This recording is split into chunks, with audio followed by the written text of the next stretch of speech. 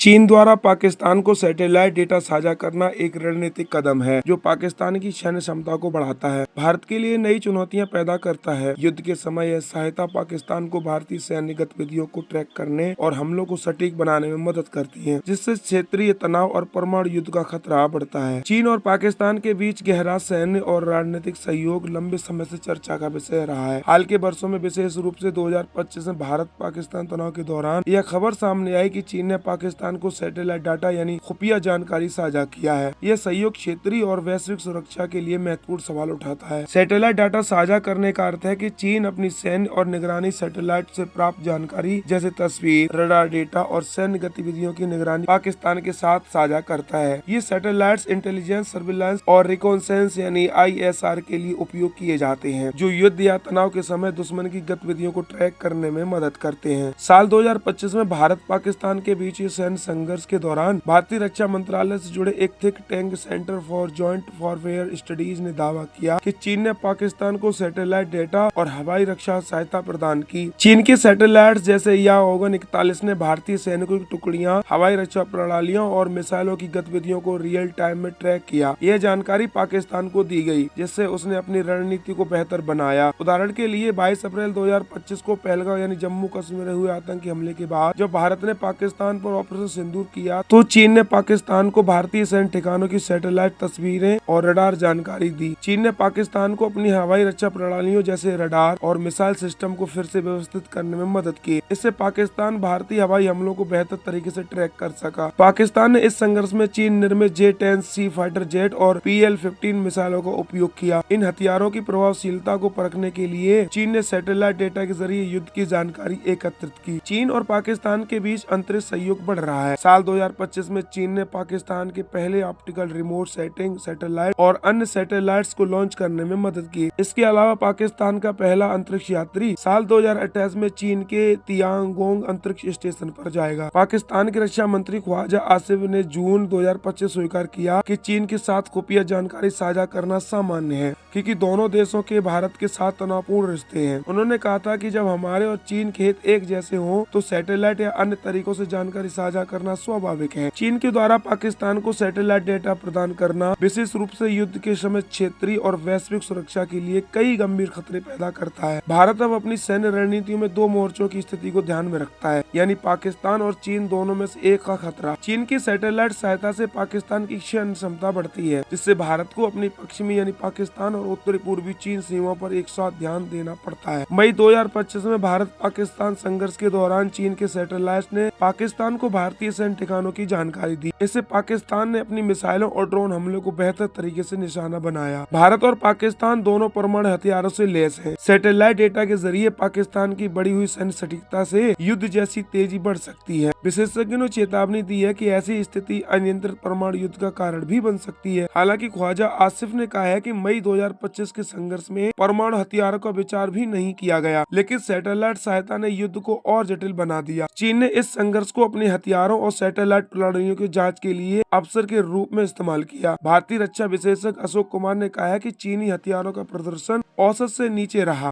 लेकिन satellite data ने चीन को भारत की सैन्य रणनीतियों जैसे S-400 हवाई रक्षा प्रणाली की कमजोरी को समझने का मौका दिया। यह जानकारी चीन को भविष्य में भारत और अन्य देशों जैसे ताइवान के खिलाफ अपनी रणनीति बनाने में मदद कर सकती है। चीन पाकिस्तान का यह सहयोग दक्षिण एशिया में तनाव को बढ़ाता है। भारत ने इसे शैडो वॉरफेयर करार दिया, जहां चीन प्रत्यक्ष रूप से युद्ध में शामिल हुए बिना पाकिस्तान के माध्यम से भारत को कमजोर करने की कोशिश करता है। इससे भारत और अमेरिका जैसे गठबंधनों और चीन पाकिस्तान जैसे गठबंधनों के बीच वैश्विक ध्रुवीकरण बढ़ सकता है। चीन की सैटेलाइट और सैन्य सहायता से पाकिस्तान की चीन पर निर्भरता बढ़ती जा रही है। चीन पाकिस्तान आर्थिक गलियारा ने सीपैक के तहत चीन ने पाकिस्तान में अरबों डॉलर का निवेश किया है, लेकिन यह ऋण जाल का खतरा पैदा करता है। युद्ध के समय यह निर्भर करता है कि पाकिस्तान को चीन की रणनीति का मोहरा बना सकती है, जिससे उसकी स्वतंत्रता कमजोर हो सकती है।